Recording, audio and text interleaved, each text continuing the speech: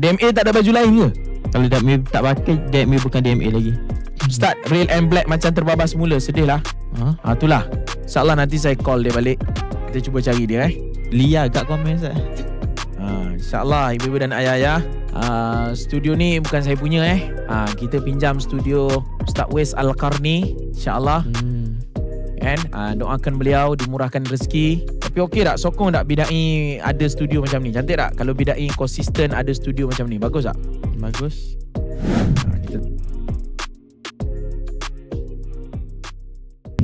Oh, Kelantan ni duk jeli minta ulang Ustaz. Buat apa ni bang? Buat apa kita buat sesi apa ni, pemberitahuan tentang hukum hakam ilmu agama malam ni, sesi soal jawab ilmu agama kan?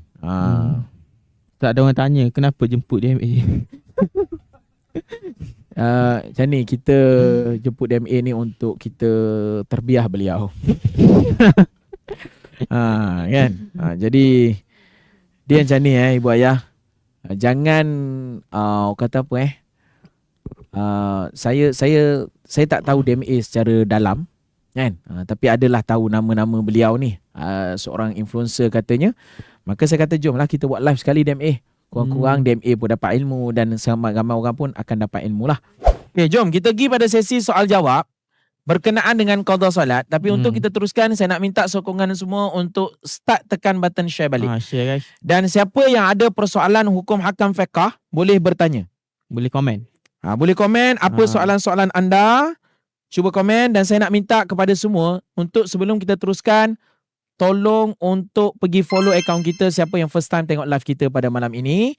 Jika anda suka dengan live yang sebaik ini, live yang sharing ilmu agama macam ni, tolong pergi follow akaun saya. Okay, akaun Bidai Ustaz Amar dan akaun yang anda sedang tonton ini, tolong pergi follow.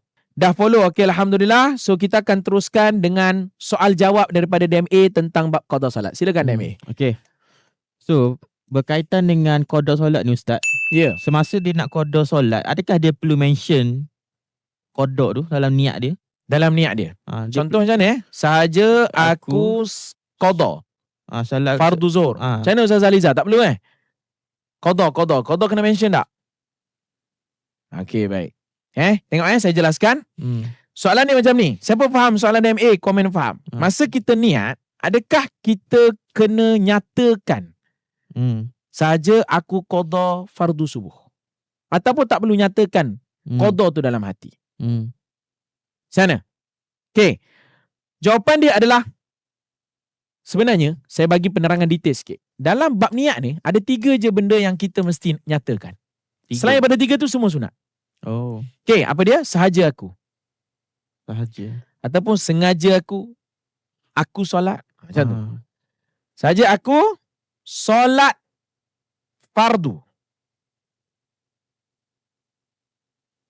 zuhur. Jadi 3 perkara ini sahaja yang wajib kita nyatakan dalam niat. Selain tu semua sunat. Termasuklah saya ramai tim saya kat sini So memang saya akan mengajar keadaan rujuk tim-tim saya kat sini untuk test power dia orang. Ada. Tapi Ustaz, contohlah sahaja aku tapi kalau ganti sahaja DMA solat boleh ke? Macam kalau macam DMA solat. Ganti nama. Faham tak soalan dia? Rare tak soalan dia? Sahaja DMA solat. Dengar ini soalan bagus tau. Sebenarnya dalam kita solat, kita boleh mention nama orang. Boleh. Tengok sahaja aku solat fardu zuhur berimamkan imam yang namanya Abu. Boleh? Tak ada isu. Boleh lah. Jadi 3 ni wajib. Selain daripada tu semua sunat. Apa sunat? Biasa kita niat kita sebut apa? Rakaat. Sunat. Menghadap kiblat. Menghadap kiblat sunat. Apa lagi? Apa lagi? Kerana Allah Ta'ala. Sunat ke? Ni apa ni? Apa ni? Kiblat. Kiblat. So kerana Allah Ta'ala, ini semuanya adalah sunat. Siapa baru tahu? Jadi berbalik kepada soalan DMA tadi, bila dia niat, dia nak nyata ke tidak qada, itu adalah sunat. Tak perlu sebut pun tak apalah, sah. Kenapa orang komen QTT? QTT tu apa? Awak dah ada formula Bina formula sendiri tak bagi tahu. QTT. Boleh? Dah tahu. Jadi yang kita niat DMA tengok. dia komen dah tahu. Betul. Memang dia tahu. Dia faham. pelajar-pelajar kita, dia tahu lah. So, untuk qada, adakah kita kena nyatakan niat? Tak perlu. Tak Kita perlu. bangun subuh pukul 9 pagi. Kita kena niat tak saja qada fardu subuh? Tak nyatakan qada pun tak apa. Saja aku solat fardu subuh pun sah. Baik, Faham tak? soalan seterusnya. Okay, soalan seterusnya. Mana soalan nombor 2? Kenapa 3 terus? Dah, okay, soalan nombor 3. So, Ustaz, macam mana kita nak kira jumlah solat yang kita tinggalkan? Nak kira macam mana? Kan contoh 10 tahun ke? Pertama, kita wajib kena anggarkan. Anggarkan. Kita tak boleh nak tiba-tiba aku nak qada, aku nak start qada. Kita tak tahu berapa jumlah, tak boleh. Kita mesti kena buat anggaran. Supaya kita ada target yang kita boleh capai untuk kita nak selesaikan qada tu. Faham? Okay? Faham tak? Faham tak, guys? Okay, soalan seterusnya. Okay, soalan seterusnya. Semasa kita solat qada tu, Ustaz, adakah kita perlu iqamat ataupun kita perlu azan? Macam mana, Aliza? Kena azan dan iqamat tak? Azan? Setiap waktu? Are you sure? Qada ni, qada. Soalan bagus Soalan DMA tadi, kita kena azan dan iqamat tak kalau kita nak solat qada? Jawapan dia sunat kita iqamat dan azan. Dan azan. Walaupun di setiap waktu solat. Walaupun solat sendirian. Walaupun solat sendirian. Oh, gitu, faham? Boleh? Semua orang tahu dah? Kalau solat yang bukan qada pun samalah. Solat bukan qada maknanya solat fardu lah. Memang solat memang itu lagi lah. Soalan seterusnya. Macam maghrib dan isyak kan kita baca kuat. Kalau qada perlu ke tak baca kuat? Contohnya qada zuhur pada waktu maghrib. Okey, maknanya dia qada solat zuhur. Dia qada zuhur dia pada waktu maghrib. Maknanya maghrib tu baru dia nak qada zuhur. Betul? Okey. Macam mana jawapan dia, tuan-tuan dan puan-puan? Siapa faham tak soalan dia ni? Siapa faham soalan, komen faham. Faham tak soalan? Dia tertinggal zuhur. Lepas tu maghrib tu baru dia nak qada zuhur tu. Okey. So jawapan dia adalah kita kena baca kuat ke baca slow zuhur tu?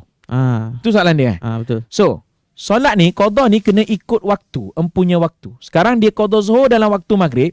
Waktu maghrib ni baca kuat ke baca perlahan? Kuat. Betul ke bahasa Melayu dia kuat perlahan? Ke dia panggil kuat dan slow ke apa? Betul dah. Perlahan. Okey. So kalau awak qada zuhur pada waktu maghrib, disunatkan untuk awak baca zuhur tu kuat.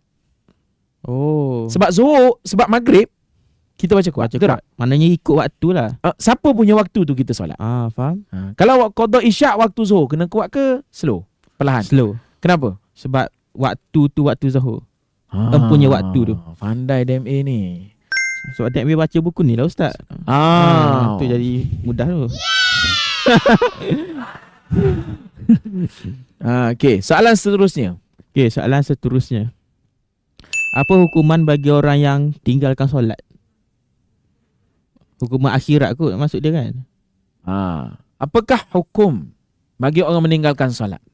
Hukuman. Siapa yang tinggalkan solat dalam keadaan dia mengatakan solat itu tidak wajib, maka jatuh kafir dia. Maknanya dia Contoh dia kata solat ni aku rasa tak wajib. Solat ni tak wajib, maka kafir dia. Sebab apa? Sebab dia menolak Al-Quran dan sunnah yang jelas-jelas sebut kena solat. Maka dia menolak Al-Quran, jatuh kafir dia. Kalau sebab dia malas? Kalau sebab dia malas, maka hukumnya adalah berdosa besar. Berdosa besar. Tapi masih Islam. Berdosa besar. Dan ulama ada perbahasan tau. Ulama ada khilaf yang mengatakan jatuh murtad dia. Jatuh terkeluar daripada Islam juga. Walaupun dalam keadaan malas. Ada khilaf sampai tahap tu. Tapi muktamadnya mengatakan tak jatuh, tak keluar Islam. Cuma dia adalah keadaan yang berdosa besar. Maka wajib atas dia untuk mengqadakan kembali. Kan? Wajib atas dia untuk dia mengqadakan segala-galanya dan bertaubat. Sebab dia tinggalkan dalam keadaan malas tadi. Dan jujurnya ibu-ibu dan ayah-ayah, perkara ni bukan perkara kecil. Memang berlaku di seluruh masyarakat kita sekarang. Setuju tak? Setuju. Setuju tak ramai orang tak solat, dia jatuh fasik, betul? Dia sudah menjatuh seorang yang fasik, tapi bukan fasik yang terkeluar pada Islam, tapi dia telah melakukan satu dosa yang cukup besar. Ibu-ibu dan ayah-ayah. Fasik apa maksud dia, Ustaz? Fasik ni adalah orang yang buat dosa secara berterusan. Maka dia boleh jatuh fasik. Berterusan. Berterusan dia buat satu-satu dosa tu berterusan. Kalau buat sekali tak Belum lagi. Kan? Tapi kalau dia berterusan dan dia buat kerana malas tinggalkan solat tadi, maka dia jatuh fasik. Oh, faham. Okey, baik. Soalan seterusnya. Soalan seterusnya, boleh ke qada solat secara berjemaah? Boleh, tak ada isu. Dulu zaman muda-muda berjemaah tinggal solat.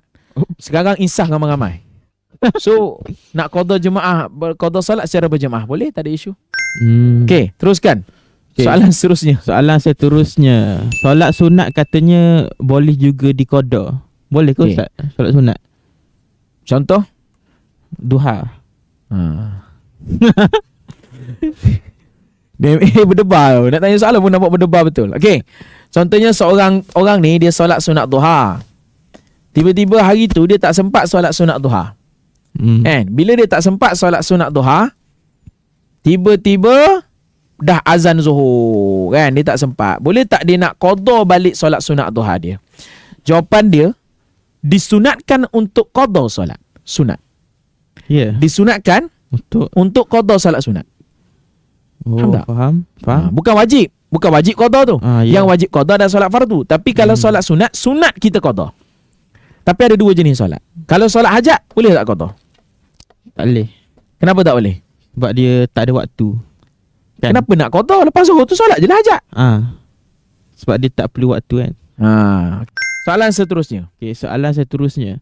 Solat dalam kereta pula macam mana Ustaz? Kita dah tak nak tinggal solat tapi masa tu jam. Okay, solat dalam kereta solat dalam kereta ni hukum dia adalah kalau solat fardu tak boleh lah. Tak boleh lah. Kalau solat sunat boleh.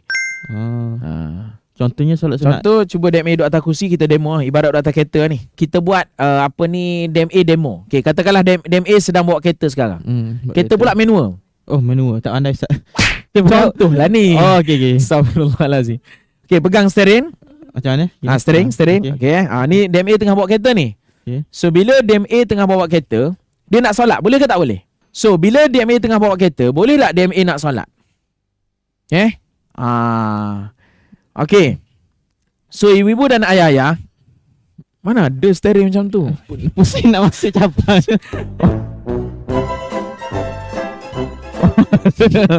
Pusing nak masuk cabang katanya. Okay. So, bila kita tengah solat, tuan-tuan dan puan-puan, kita boleh solat di atas kereta. Okay. Cuma bila kita rukuk, kita tunduk sikit. Banyak bergerak macam mana? Okay. Segala pergerakan dimaafkan. Segala. Walaupun banyak mana pun. Cuma jangan buat-buatlah bergerak tu. Janganlah kita bawa kereta, kita senyap je kan. Janganlah tiba-tiba aku tengah solat ni, jadi aku boleh bergerak banyak. Itu tak boleh. Main-main dalam solat tak sah. Batal. Dimaafkan segala banyak pun pergerakan dan dimaafkan untuk tidak menghadap kiblat. Kalau atas motor sama lah. Betul. Boleh. Okay. Cuma kita ni terikat dengan undang-undang, ada JPJ dan sebagainya. Biasanya kita solat ni jadi penumpang lah. Kan? Tapi kita nak cerita dari segi hukum. Ianya adalah sah. Boleh. Okay. Dimaafkan pergerakan, dimaafkan berapa banyak pun pergerakan, jangan dengan sengaja, dan dimaafkan juga untuk kita tidak menghadap kiblat. Tapi kiblat kita kat mana? Kiblat kita adalah hala tuju kita. Ni hala tuju DMA. Katakanlah DMA naik LRT, apa dia panggil? LRT. Betul. LRT menuju ke sini, DMA duduk sini. Sah tak solat dia? Tak sah. Jadi kalau DMA sekarang katakanlah ni LRT. LRT ke apa dia panggil atas jalan tu? Atas MRT. MRT ke apa? LRT bawah. Jadi MRT menuju ke sini, DMA kan kita bila kita naik kursi MRT tu kan dia bukan menuju kepada jalan yang kita tuju. Kan dia menghadap orang. Orang ni menghadap kita, kita menghadap orang. Maka ibu dan ayah, jawapan dia tak sah. Tak sah. Faham tak? Jadi kiblat kita adalah hala tuju kita. Kalau kita menuju ke depan, kita kena duduk macam ni, baru sah. Oh, faham. Okay. Seterusnya, soalan seterusnya. Okay, video pasal solat gabung niat. Boleh ke solat sunat digabungkan? Kan kita ada buat video yang viral tu. Okey. Gabung solat sunat. Okey. Boleh tak ibu-ibu dan ayah-ayah Guys. share balik solat sunat sebenarnya boleh digabungkan? Sebab ramai yang tak tahu, kita cerita balik, cuma kita akan cerita dengan angle yang berbeza. Baik. Gabung solat sunat ni, DMA, sebenarnya benda ni adalah satu ilmu yang jarang orang tahu, yang jarang orang cerita, tapi sebenarnya dia wujud. Tapi sebenarnya dia ada, dia wujud, tapi tak ramai orang tahu. Iaitu gabung niat solat sunat. Gabung niat solat sunat. Okey. Sebenarnya masa Ramadan hari tu, betapa bertuahnya kalau orang tu tahu ilmu ni. Kita solat sunat tarawih berapa? DMA solat sunat tarawih berapa? 8. 8 Imam ke makmum? Makmum. Okey. Kalau kita solat sunat tarawih 20 rakaat, setiap solat ni kita gabung niat macam ni. Sahaja aku solat sunat tarawih serta sunat taubat serta sunat hajat. Bayangkan kita menggabungkan tarawih dengan hajat dengan taubat.